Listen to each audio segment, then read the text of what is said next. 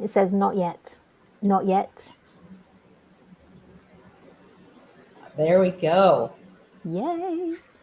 My floating head. Excuse me, all of those watching on YouTube. I have a floating head. Oh, you're not a That's floating all head. good. You look awesome. Yes. You look awesome. Well, hi everyone. Welcome to this month's episode of the Meghann and Jessica Show. It's awesome to be here Yes, again, isn't it? it is. I especially love it that you and I just get to speak today because we share so many philosophies that are common, and we're running different kinds of businesses, and we just have a lot of experience in this overworked and underpaid Mm. area that we're really transforming, and that we want our clients and our members and our people in our sphere to transform. So I'm excited about that, and hopefully we'll have some people hopping on live so that they can ask their questions during this transmission. Yeah, that would be super fun, wouldn't it? So we'll keep our eye on the comment box. And Yes. yeah, I think we both have a real backstory with this whole issue, don't we, of sort of overwork. But at the same time, we are both passionate about actually empowering women to do something about it, because it's the kind of thing, it stops when you make it stop. And Mhm. we often need to get to that point of acknowledging that to ourselves. And I know for me, I felt very, very powerless, very like, I can't possibly make it stop. And then I did, and everything Well, changed.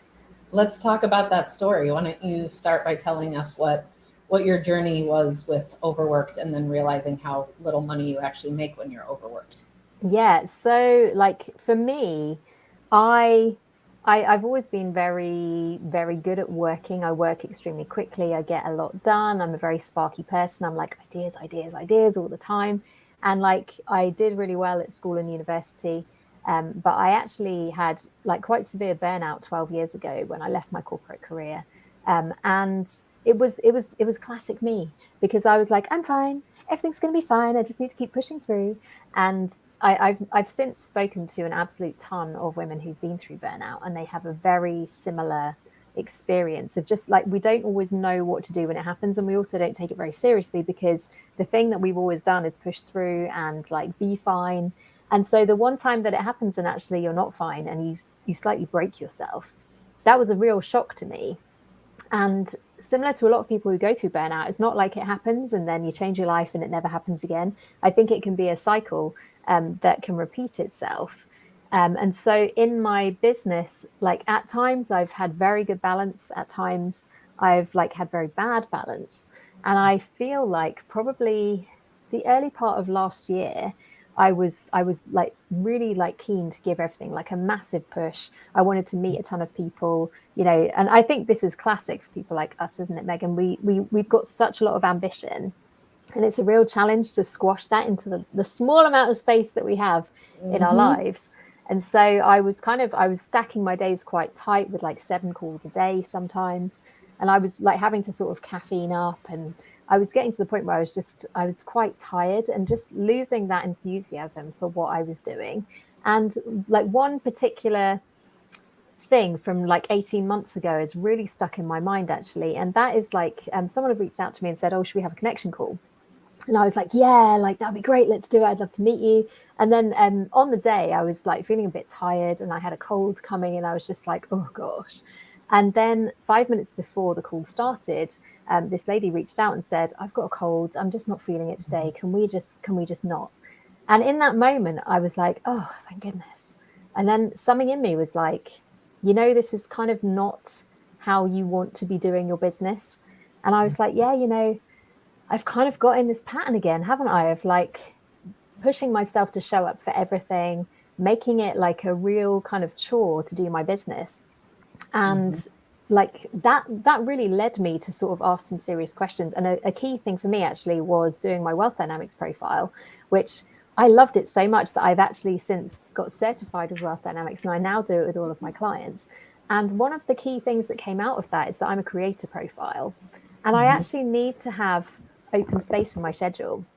And I remember sort of going through my debrief and just being like, my schedule is a nightmare. Like my calendar is booked up with everything. And the times that aren't booked up, I put do not book. And so I look at it and it's just like, what? This is an awful week every week. And so Yeah. But I looked at it and I was like, the thing is, I can't really do anything about this. Like, I need to do this to make my business work.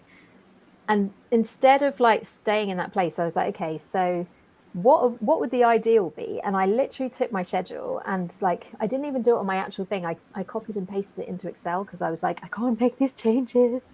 And I literally ripped up my whole schedule and I was like, cancel everything. Like, what are the things that actually need to be in here? And from there, I worked out this pattern of only working afternoons in my business. And at the time, I said, like, I cannot make this happen. But as soon as I had that Excel thing, I looked at it and I was like, I have to do Yes, I this. So within can. 3 weeks, I had shifted from my old way of doing things, overbook Jessica, caffeine all the time, Jessica, to actually like having my thing where I only work afternoons. And the difference that it's made to my quality of life has been amazing. Because I think one of the things when you do what we do, Meghann, we have so much control, but I think sometimes we're not conscious of the fact that like whether you live your best life or your worst life, that is actually in your hands. You can say yes to stuff, you can say no to stuff. And I think it really gave me a really helpful kick on the backside to just be like, you want to live your best life, so go and live it. And like it's been a really exciting thing because I have such a relaxed schedule now compared to what I used to. And I've also built in kind of like a monthly pattern. So I have 1 week off every month where I just, if I want to do some work, then I do. But if not, I just float around. And I block time out for like, you know, maybe a week every month where I do deep work on projects that need to happen. But like, I am not this kind of 24/7, 7 calls a day.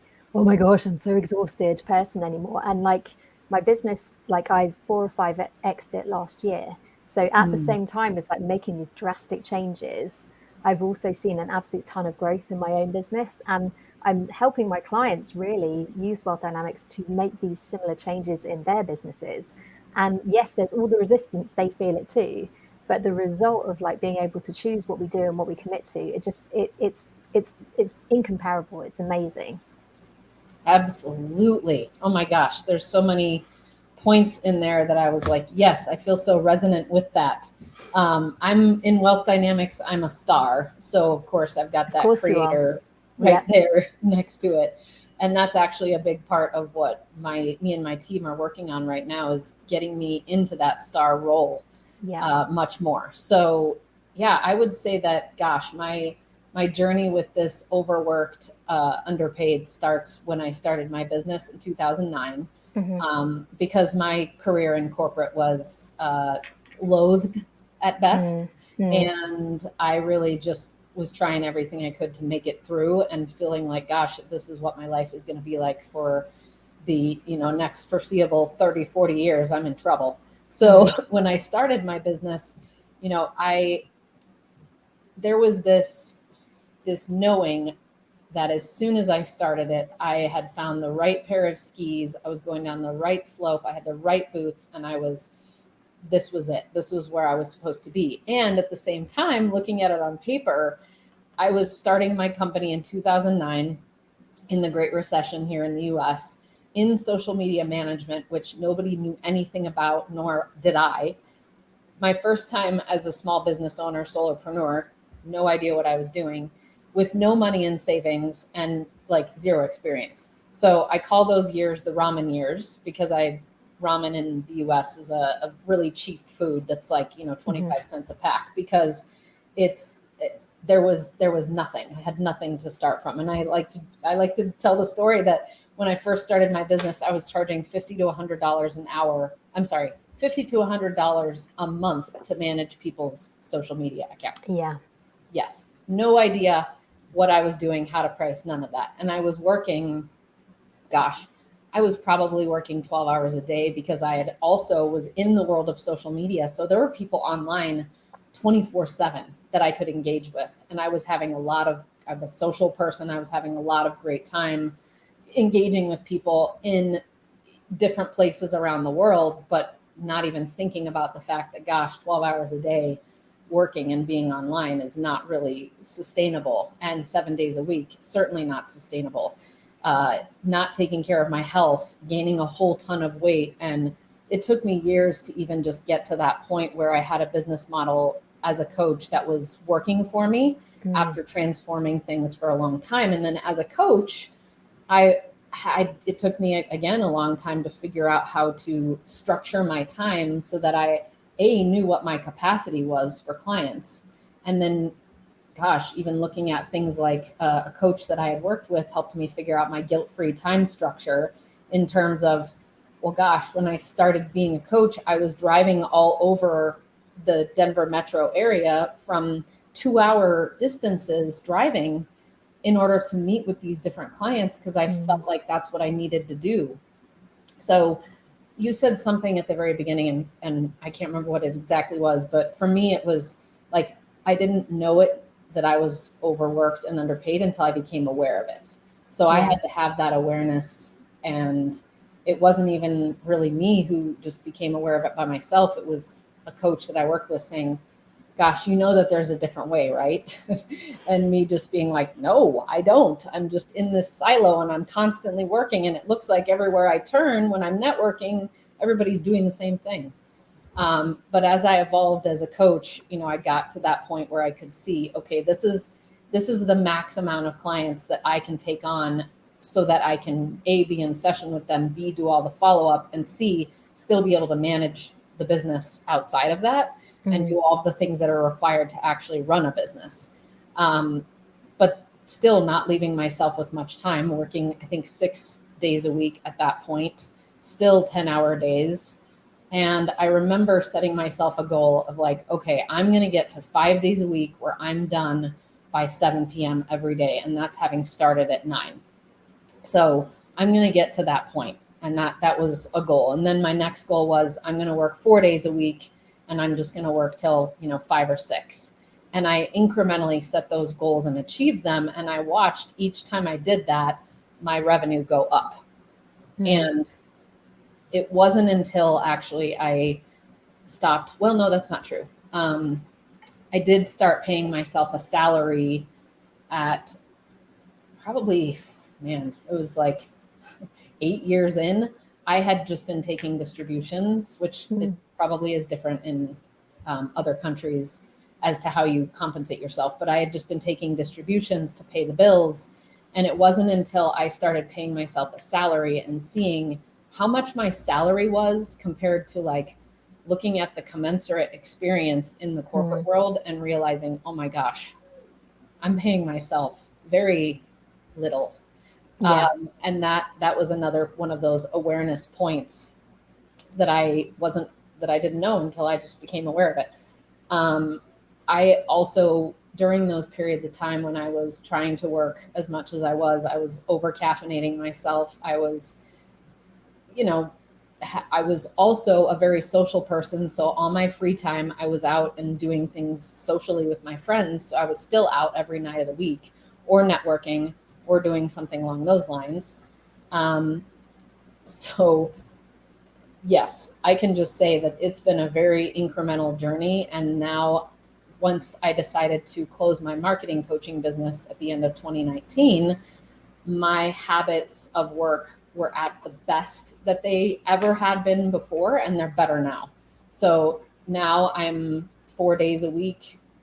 On occasion, I might work half of a day on Friday, don't work on weekends. The most that I'll do is like an hour of email catching up so that I'm ready for Monday, but that's like once a month, maybe. I take, similar to what you do, it sounds like every about 5 to 6 weeks, I take off a couple of days so that I can have like a 4-day or 5-day stint of time to get caught up on things, to work on projects that I need to work on, and to really, for me, get out of town so that I have separation from my life that I can easily get distracted by. And then I also take off 2 to 3 weeks a year for a long vacation. And I now am working toward, with my team, we're working toward getting me out of a lot of the back end roles and the things that have up until this point only been able to be done by me, which requires investing more in the team, of course. But I can't get to where I'm headed running a global international, global organization, 7-figure business. I can't get there while I'm still doing all of these different roles that I shouldn't be in. As a star, I need to be out front performing, doing the things that makes the dame's difference, like sketch comedy and the videos that I do and everything to help market the business. That lights me up, not all this other back end stuff. So yeah, and it brings a us lot of my clients are stars, and a lot of the work that I do with them is like, let's stop you being the all-rounder in your business. Let's get you like front and center where you need to be, where you want to be.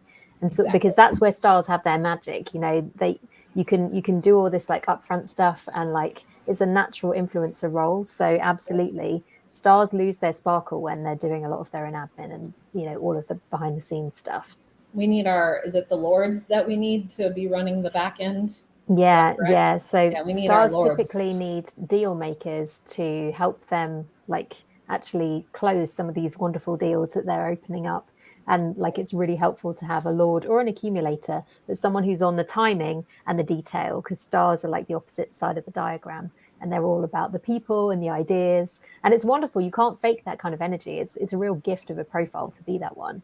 But like, yes, I think stars really dim their sparkle by like getting sucked into the detail of things.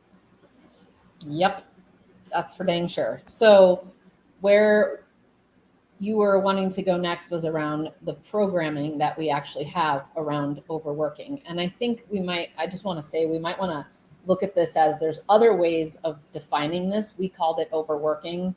I've been working toward my word of the year, which is spaciousness, because it's also running a time budget deficit.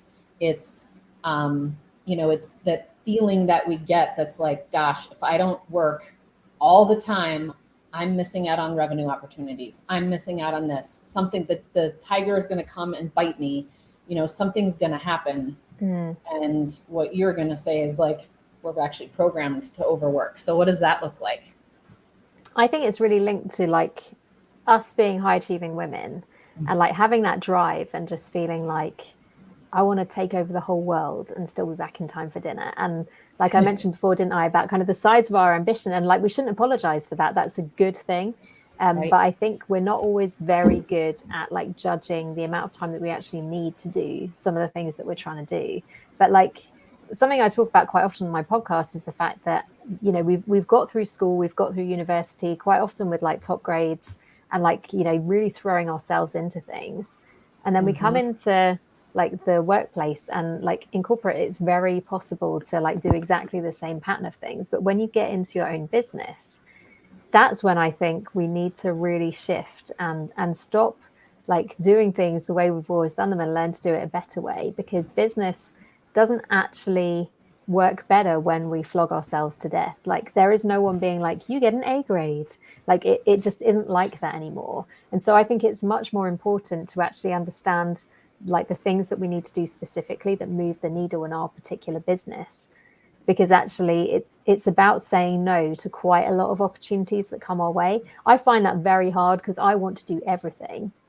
And definitely like something that I'm learning this year is that like some things are really awesome and like they will be so fun to do, but they are not for me right now. Even, you know, so it can be a thing of looking at the list of things that you want to achieve like in the next quarter or for the rest of the year, and sometimes just being like, yeah, that can't happen because you don't have the time, and being realistic about that. I don't know, do you resonate with that, Meghann? No is the biggest word that is coming to mind. Like, I'm sorry. Yes, I'm resonating with what you're saying. No is the word I knew what you meant. Women have such a hard time saying. Women have such a hard time and it has to do with a lot of other things too. It probably in wealth dynamics, I'm not sure of this, how this fits in, but in influence ecology, I'm an inventor. And we say yes, yes, yes, yes, yes. And it's yes, because it is yes in that moment. Our energy is like, yes, this sounds so amazing to me. And I so want to do that because we feel like this infinite being that can just do anything and everything and has copious amounts of time. We're not limited by the linear time constraints of this reality, but we have to learn how to say no. And it is like, that is part of our programming too, as women, is that it's improper to say no. It won't help you get ahead. All this it might BS hurt someone's feelings. That's a big thing for a lot of women that I speak to. Exactly. We might hurt someone's feelings. And, you know, like you were saying earlier, when we show up to a call and we're just drained, that's even worse than saying, yes, I will come. So it's like, it really, all of these things are connected to something down the line when we don't pause, take a minute and really check in with our knowing, is this something that I can take on? And we'll talk about this later, but is this something I can do in my time budget? So I completely I love agree. that as a phrase. I think that's so important because it's exactly that, isn't it? Like, I look back to sort of times at university where, like, you know, you work through the night and you finish your essay at 2 a.m. And there can be that thing of like always flying by the seat of your pants. And actually, I've done quite a lot of years of my business like that, you know, like I'm doing a promotion and I'm writing everything like until the minute I go live. That's how I used to do stuff in my business 4 or 5 years ago. Because almost like you can. So there's no one there to be. And like a big, like growing up thing for me in my business is actually starting to plan like a quarter in advance and get it all done, like, so that I'm not writing it at the last minute and like burning the midnight oil. And I think that's been quite a hard thing for me because part of me is just like, I want to leave. I do my best work at the 11th hour. And it's like, you do, or do you? Like, you do your best work when you're in the zone and you don't need to like create this stressful pot for that to happen. I think that there is some of the things that I learned in Kate Northrup's Do Less system as a woman is that we actually do have a cycle that is in accordance with our menstrual cycle, and it's a 28-day cycle. And we are living in a man's world, which is a 24-hour cycle. And so there are points in time when we can hijack that system, or we can, hijack is not the right word, but we can hack that system. And we can say that, okay, the phase that's right after we're done menstruating, and then the second phase there is the time when we need to be doing those creative things where we have that most of that energy and hormones in order to support us in creation. And so we can sort of hack that same thing of, okay, there's a certain amount of chemicals that are in the body when you're procrastinating and you've got that need to get it done, that also is in that certain phase. And I'm, you know, in a community with lots of women, so I don't really think about what this is for men, but sorry guys, but there are ways to do that now where we can be proactive and we can schedule these things in advance. And we can say, you know, I remember a dude boss of mine back in the day saying, you need to schedule time for creativity. And I thought, that is the dumbest thing I've ever heard, because there are times when I'm just not creative and scheduling it in advance.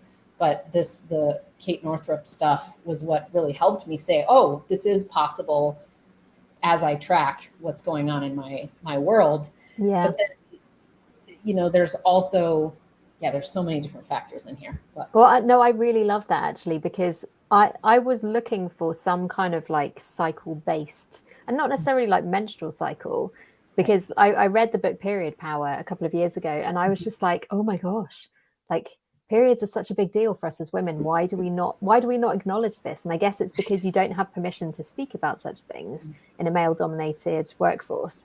So like, one of the big things, as weak and emotional in that world. Well, exactly, because then people just roll their eyes and go, oh yeah, PMS. And it's like, oh, there's so much more to it than that. Because so I was looking last year for sort of like a cycle-based way of doing this. And actually, like with Serendipity, like the coaches that I was working with and still am working with, like they have this whole thing called the energy elements. And it's basically that. It's like roughly a week, maybe 4 to 7 days.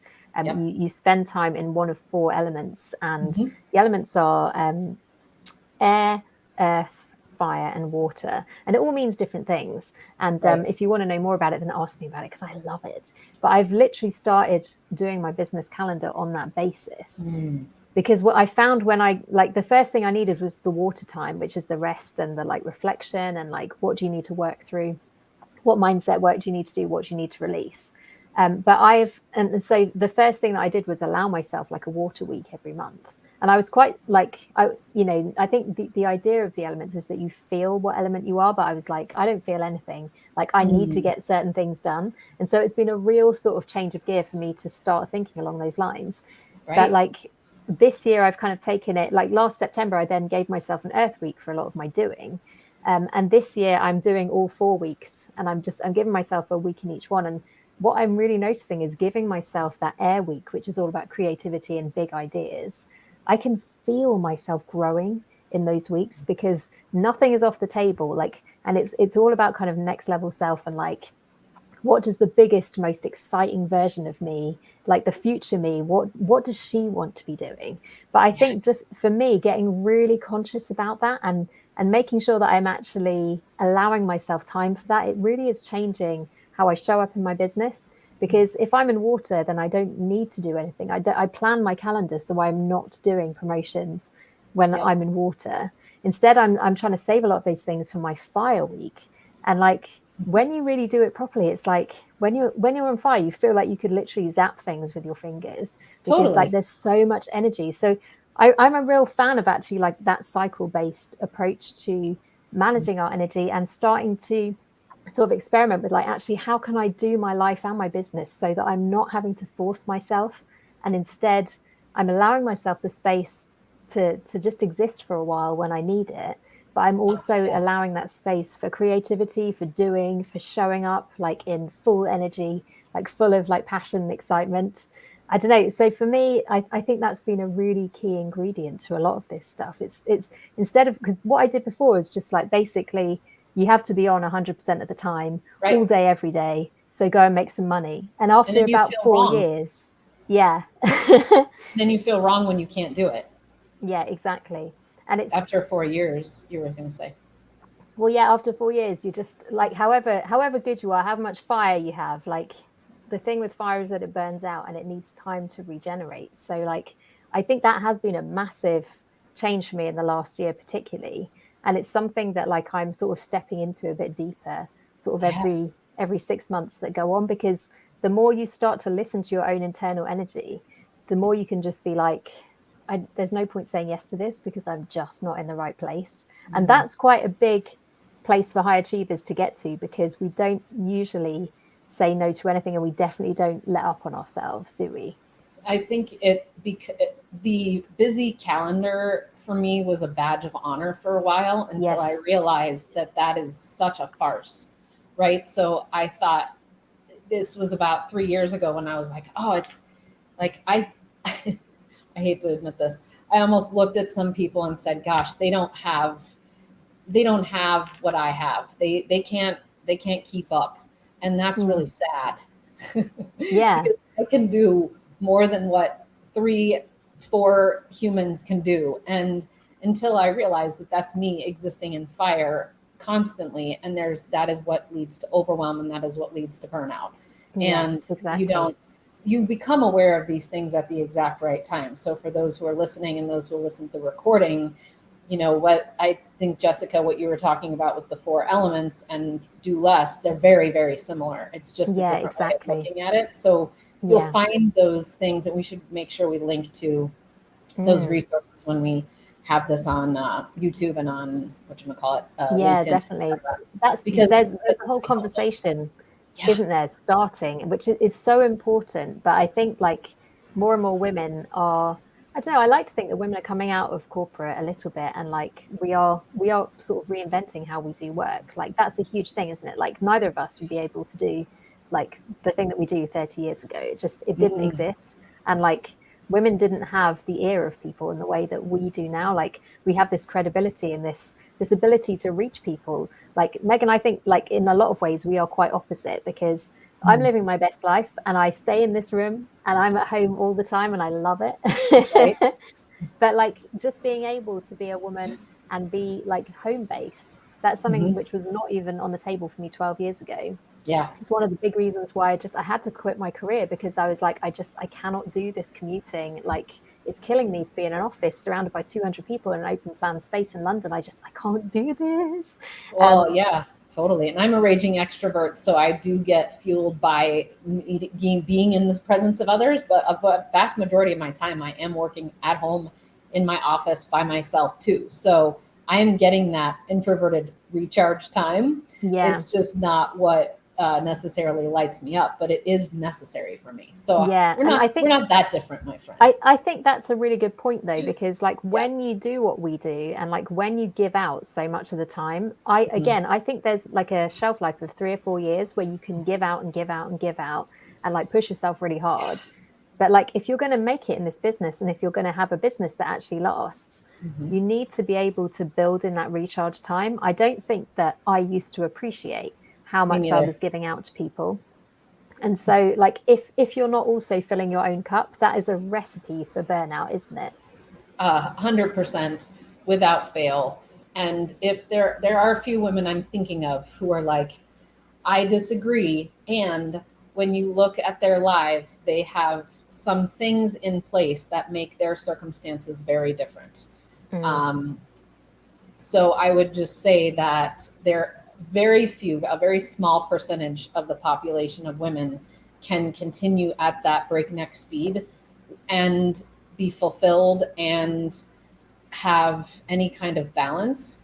And I'm also sensitive to the people that I can feel out there who are like, I'm in the newer stages and I don't have, like, I'm thinking, you know, you were saying that you're putting certain things in place so that, and I'm like, I'm putting my team in certain places because I don't want to be the one who's doing certain aspects. And I know that there are so many out there who are like, I can't do that right now. I don't have the money to, but you can't afford not to stop and look at this and see where you're overspending time and where you're under resourcing yourself, where you're not filling it up your own cup, because things like whatever it is for you are just as important. Things like working out, things like gardening for you, things like, you know, going out and doing improv for me. Those things are equally as important as the money making endeavors that we have. Yeah, they really are. And same with like business development, and all of those things are equally as necessary in our worlds. So, but if we never pause and look at all those things, we just keep running. Yeah. And actually, like, I have a point that speaks to that, because more and more, I think that like we quite often as women, we want our businesses to succeed because we are looking for that external validation. Like we're kind of like, if I have a successful business, I will know that I'm good at what I do. People will be impressed by me. I will feel good about myself. And it's something that is really sort of, I've been talking about this quite a lot on my podcast this year, but like, I really think that we need to locate our value internally. So I quite often do this, and it's like, imagine there's like this core of like sparkling, glittery, silvery magic, and it's here all the time. And I think more and more, like, it can be a temptation to push ourselves to these extremes, because that's what, as high achievers, we are used to having to do in order to get people to be impressed by us and to get the accolades that we're looking for. Like we really want to like succeed in our businesses, because if we don't, we'll be crushed. Because what if then like we're actually no good at what we do and look what we failed at and all this kind of stuff. But if we know that we've got this like cylinder of magic inside us, it doesn't really matter what happens in your business. It doesn't really matter if it succeeds or fails. It doesn't actually change anything about us. We are still complete people. We are still awesome at everything if we choose to be. But I think it just means that we can play the game of business without having all of our cards on the table all the time. That's a big difference between masculine energy and feminine energy as well. Yes. And I don't want to get into a patriarchy discussion, but that is a lot of the patriarchy at play, trying to convince us that we have to have that kind of energy and we have to proceed in business a certain way, or else we are not valid, or else we are not valuable, or else we are not XYZ. And that's all a lie. So what you said is absolutely 100% true, that we get to do whatever it is that helps us find that deep intrinsic value within us. And I love what you said about the just the sparkly, the diamonds that are in there at all times. And it's just as important to spend time in that energy as it is in the doing. It's so important to be in the being and the doing.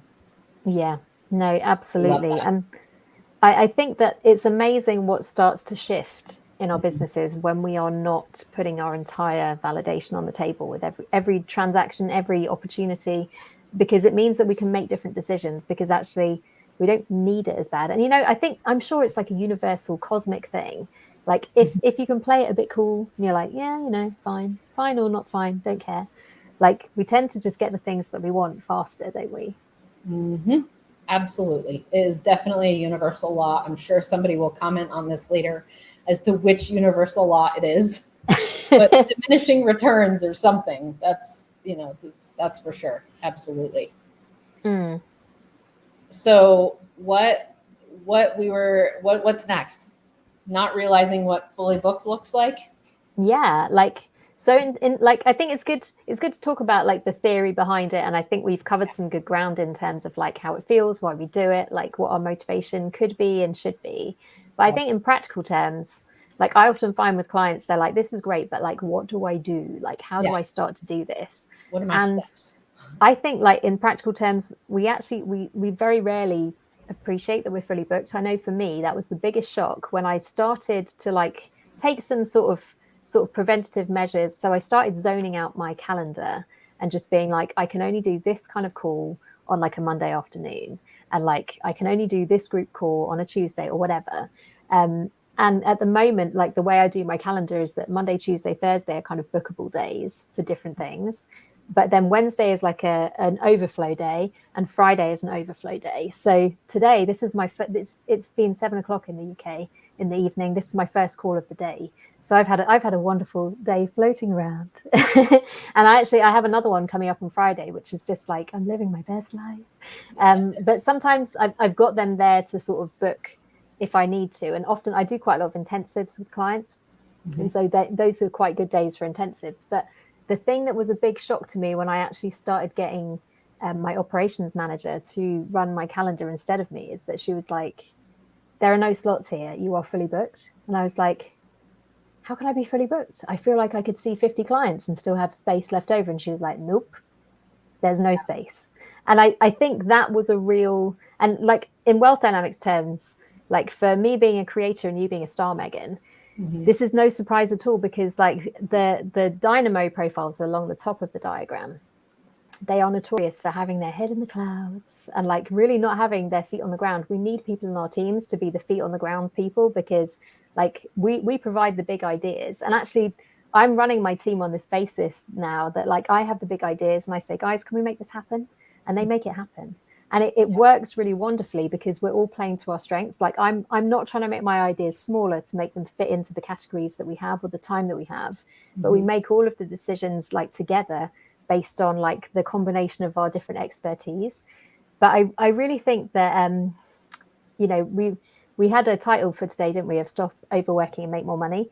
The thing is, when you realize that you're fully booked, that is going to be a ceiling on your time. So the only way that you can make more money in that situation is to put up your prices. And I think as women, that can be something that we tend to be like, oh, I don't know if I should do that. But like, that is number one, the easiest and quickest way to make more money in your business. Put your prices up. It is. And I also want to be conscious of there is another option, which is, I think, sometimes overlooked, in that we tend to just go to the go-tos of either being a coach or a consultant as a business owner and mm-hmm. or a practitioner. And that is for sure a limit on time equals a limit on money. Mm-hmm. Yes, you have to change the lever of increasing your prices in order to make more. And I think that a lot of times we don't look at other options in terms of business models. So we just default to that coaching or consulting because like time for money, and it's all based on X times the number of hours you have available. But I think what you're talking about is leverage, isn't it, Meghann? Because that is a magical thing that once you start to apply leverage in your business, mm-hmm. it stops it being fully time based.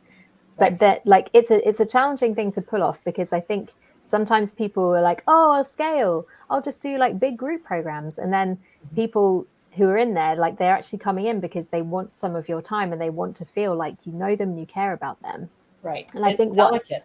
What I've seen people do sometimes is oversell their leveraged offers. Mm-hmm. And then the quality of like service that your clients receive can drop quite considerably. So it's definitely not that it can't be done, but it's like the way that people think they should do it is not always the best way.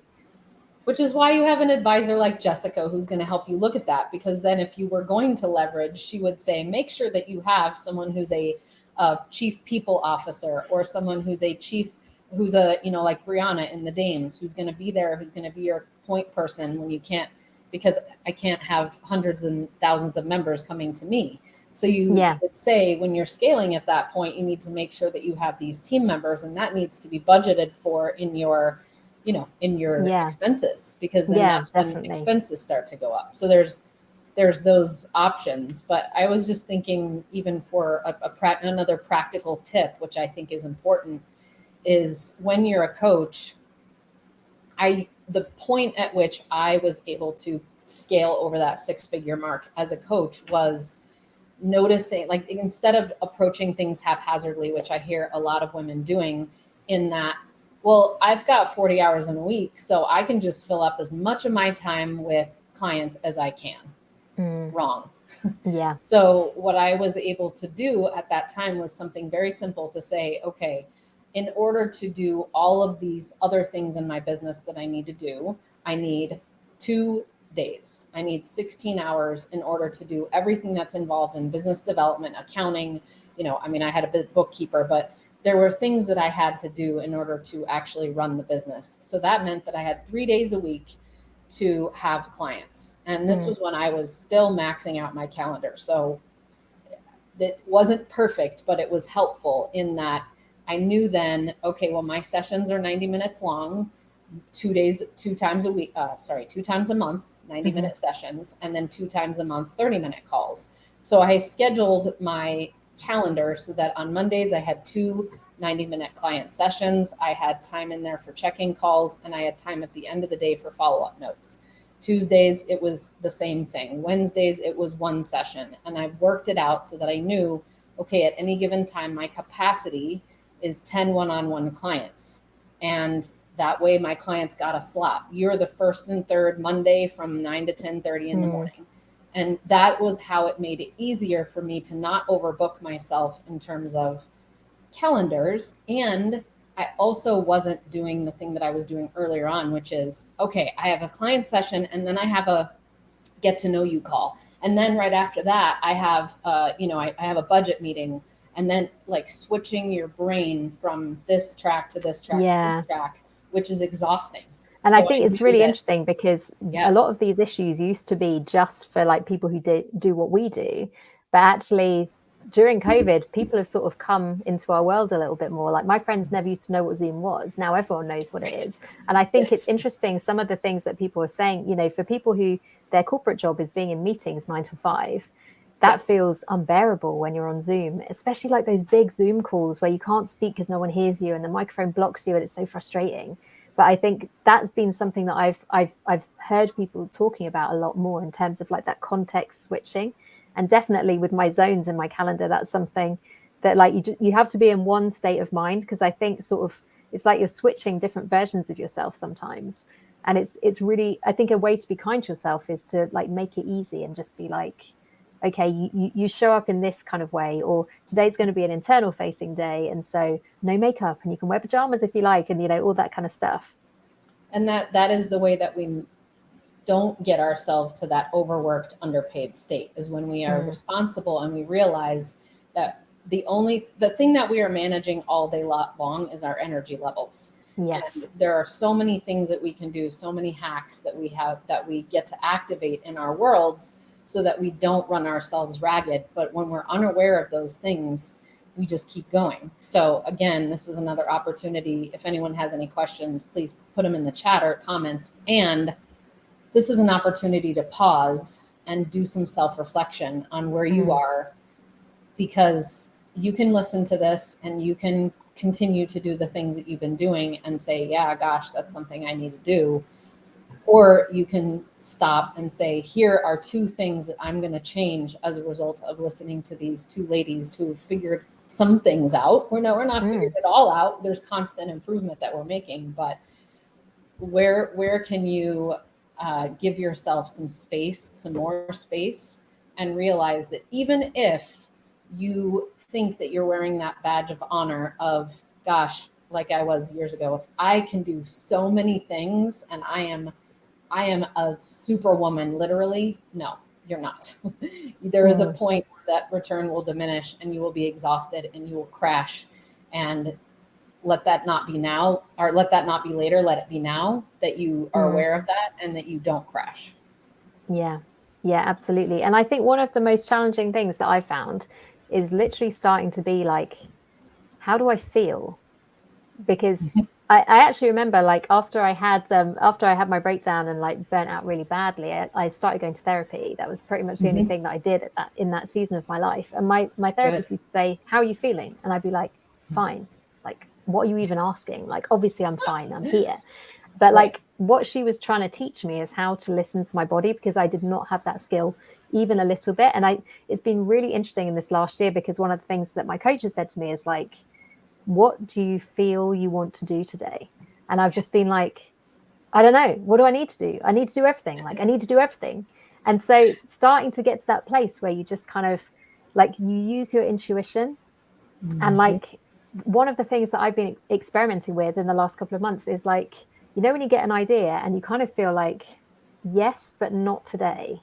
And you're like, oh, why do I feel like, and is it resistance, or like, is this an inspired thing? And then suddenly you wake up one day and you're like, today is the day to make that call. And like, I get really excited about it, because that, you know, I like to talk about quantum growth, you know, like when stuff just lines up and you kind of do like a year's growth in a day type thing. But like, sometimes if you wait for that intuitive nudge, the doors that open that you previously could not even conceive opening, I'm starting to believe more and more that actually listening to our own intuition on these things and tying that into our energy. And when you get that no, or not today, or not yet, like really honoring that, because that is not something that has been instinctive to me in my life at all.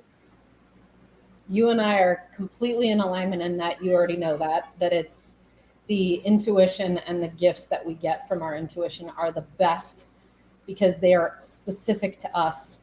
And it takes time to develop that understanding and that ability to hear our own intuition in the way that it speaks to us, because it's different for everyone. Yeah. And it is what's so interesting about this is that juxtaposition, or that intersection of, if you don't set yourself up where you have that open time, you can never have those quantum shifts. Because if you're constantly packed to the gills, I have a day like you do today as well, where I have lots of free time. And yes, there are tasks that I'm getting done, but I'm also like going for long walks, and I'm also sitting in the sunshine and letting the downloads come in, and letting that intuition just say, hey, here are some things that have been going on that you may not have seen. So we have to make sure that we have that calendar, that it isn't booked fully. Yeah. So that we have that time to sit and listen and heed to what we hear. Yeah. And I actually think for me, reading the book Big Magic by Elizabeth Gilbert, like I was so torn, because I am actually quite a spiritual person. I am learning, but it's not been so, I would have said like 2 years ago, I'm not spiritual at all. But reading her book, I was like, on one hand, this is mental. On the other hand, this makes perfect sense. But her big thing is about kind of, if an idea presents itself, actually, like, we have a responsibility to take up that idea and actually like take action on it. And if we don't, that idea will leave and it will find someone else. And I've been really struck by that, because I think that like quite often we do get these inner promptings, and it's really easy to ignore them and be like, no, that's ridiculous. That is way too big. I can never do that. That's not realistic. I've banned my clients from saying realistic. And then I catch myself saying it sometimes. I'm like, no, I cannot use this word. But like, we love to make things rational and small and safe. And I think part of the journey with intuition, and I think this plays really well into overwork, because we get so busy and we drown out all of those voices, and we're too busy to even notice that we're having these thoughts. Whereas exactly what you're saying, Meghann, when you sit with it and when you suddenly get that idea and you're like, oh my gosh, it's amazing and it's for today. Let's go do this and see what happens. That really is like the most exciting thing, isn't it? I think there's a key in there too of, I am someone who has jumped on the spiritual bus as of like 10 years ago. And I have listened to my intuition. And for me, just for some who might be listening that are like, I have had to learn that not every intuitive hit that comes through is for right now. So I always have to ask myself, is this now or later? Because I used to take all of those ideas and start running after them. And what that looked like was a team who was crazy mad at me because I'm like generating ideas all the time, because all I need to do is sit and be quiet and they just flood in. So I'm always logging them and then saying, okay, what's now and what's later? What's priority? Because I have no shortage of ideas. Yeah, I think that's so true. Like I now have a Trello board with my team, and like all of my ideas go on there, and then we sit and review them together. And I'm like, my feeling is this is not for today, or like my feeling is this is something we should make a priority, but absolutely not everything makes the cut. Now, something I would love to ask you, Meghann, actually, because I think this is all part of it. Like, would yourself of like 10 years ago, you talked about kind of 2009 when you started your business, or 2008, like, did you ever have any clue that what you were building would lead to where you've got to? Zero. Nope, not at all. Because I think that's the really interesting thing. When we stop the overwork, when we stop trying to do the thing that we think is going to like get the thing that we want, and we actually just stop and listen to ourselves and see like what is going on, the thing that we build is so much bigger than we could ever have imagined. Oh yeah. In those first 5 years, when someone would ask me the question, where do you see yourself in 5 to 10 years? I would spit nails in my mouth, because it was like, I hate this question. I didn't have access to my intuition.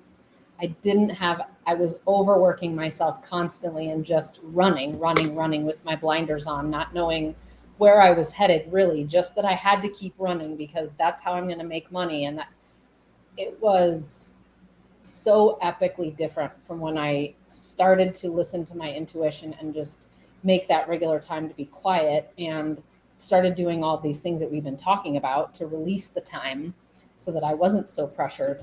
That's when things really, that's when my vision came to me of what the Dames was going and what it's going to be. And then I get to be in this creative space all the time of, okay, well, here's that one little piece today of how that's bringing my vision into fruition.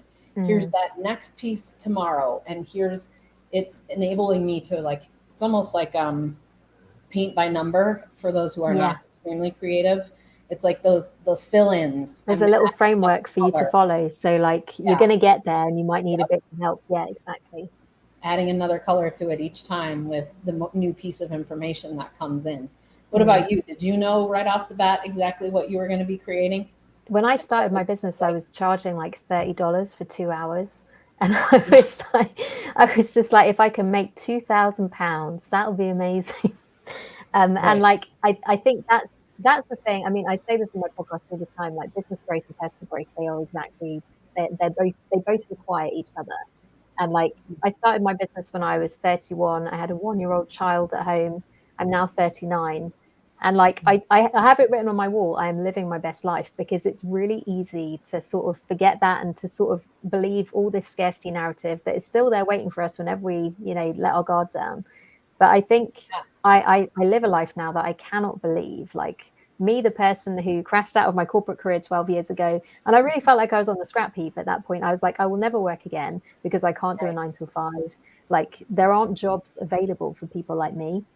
And so the fact that I've been able to create a business where I do stuff that I love, and I am so gifted at what I do, and it's like that clarity, like, and I want to be a woman who is not afraid to say that I'm good at stuff, because like I meet so many women and we are so good at things, and it's so difficult to like feel like we have permission to own that. But like just the business that I have, the way that it helps me to show up and make an impact and a difference in the world, no, I never would have believed that in a million years. And it's just as well sometimes that we don't allow our small view of the world to dictate where we're going. I think that's where intuition like really becomes so important, because if it was up to us, we construct these little narratives and, we'd probably still be there, wouldn't we? Charging almost nothing for like massively over delivering. Whereas actually, I think it's an amazing journey. And when you really get on it and commit to that journey, And, you know, I said on my podcast this week, like, we're past the point of no return. We're not going to quit what we're doing. This is what we were made to do. So it's starting to get that vision that we don't need to have all the answers, that like they will come to us in time, but all we need to do is commit to the journey and commit to show up and like take the bold action, do the scary thing. I think that stopping overworking is such an important part of that. It really is. And, you know, just knowing that no matter what, we're human, and that the journey can be like a roller coaster at times. So it's not like there's a one size fits all solution to these things. But what Jessica and I are just trying to allude to today is just this one area of life that is humongous in terms of our life satisfaction, the ability we have to generate more income. And I haven't come out and said it plain and simple, but every single time that I worked less, my revenue increased. Yeah. And every single time that I worked less, I increased my salary.